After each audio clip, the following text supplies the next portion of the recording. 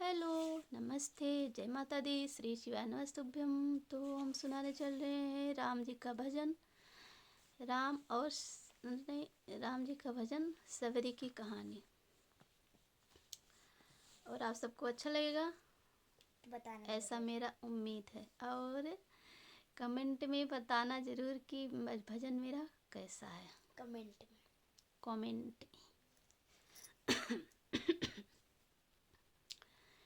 केहू भिलनी के भेजले बा संदेश सखिया, केहू भिलनी के भेजले बा संदेश सखिया, आज सबरी के बनवा आई है राम सखिया, आज सबरी के बनवा आई है राम सखिया।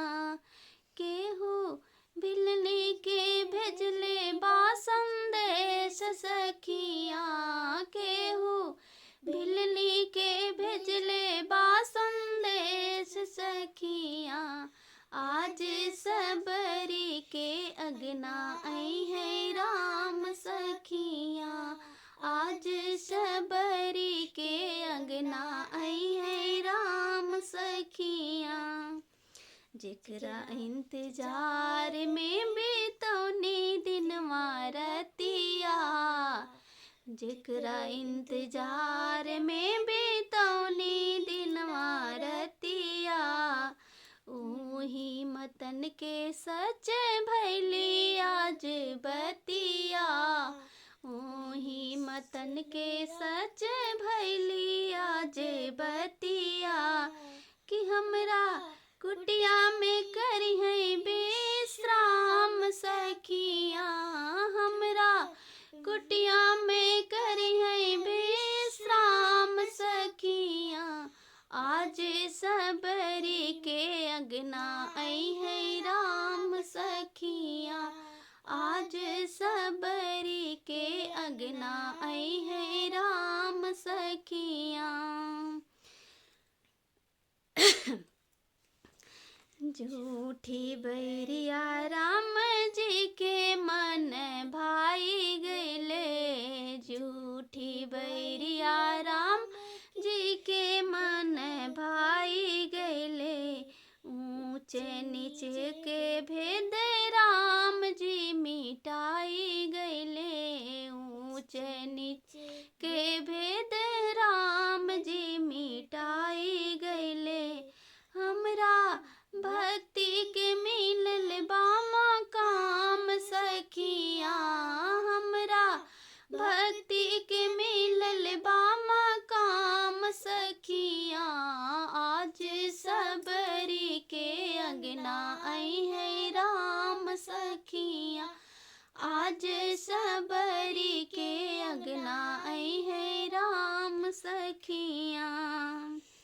हमरे गुरुदेव जी के पुण्य प्रताप से, हमरे गुरुदेव जी के पुण्य प्रताप से, ऋषि महर्षि योगियन के जप तप से, ऋषि महर्षि योगियन के जप तप से, आज भिलनी के भैले चारों धाम सखिया, आज भिलनी के भैले चारों धाम सखिया, आज सबरी के अगना आई है राम सखिया, आज सबरी के अगना आई है राम सखिया।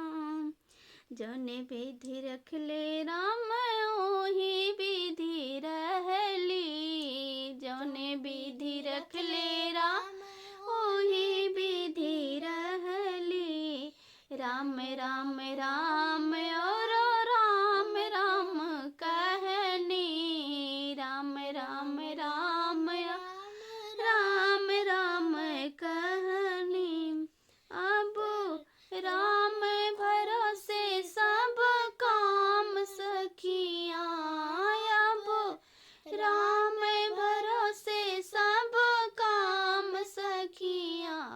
आज सबरी के अगना आई है राम सखिया। आज सबरी के अगना आई है राम सखिया। के हो बिलनी के भेजले बा संदेश सखिया। के हो बिलनी के भेजले बा संदेश सखिया। आज बिलनी के अगना आई है राम सखिया। आज सबरी के अगना आई है राम सखिया। बोलो श्री रामचंद्र की जय। सियावर रामचंद्र की जय। बोलो भाई सब संतन की जय। अयोध्या राम लला की जय। अयोध्या राम लला की पवन जय। सुत हनुमान की जय। पवन सुत हनुमान की जय। धन्यवाद। कैसा लगा मेरा भजन प्यारा सा, कमेंट बॉक्स में ज़रूर बताना। बॉक्स में बताना। बॉक्स में कमेंट बॉक्स में बताना ज़रूर। धन्यवाद।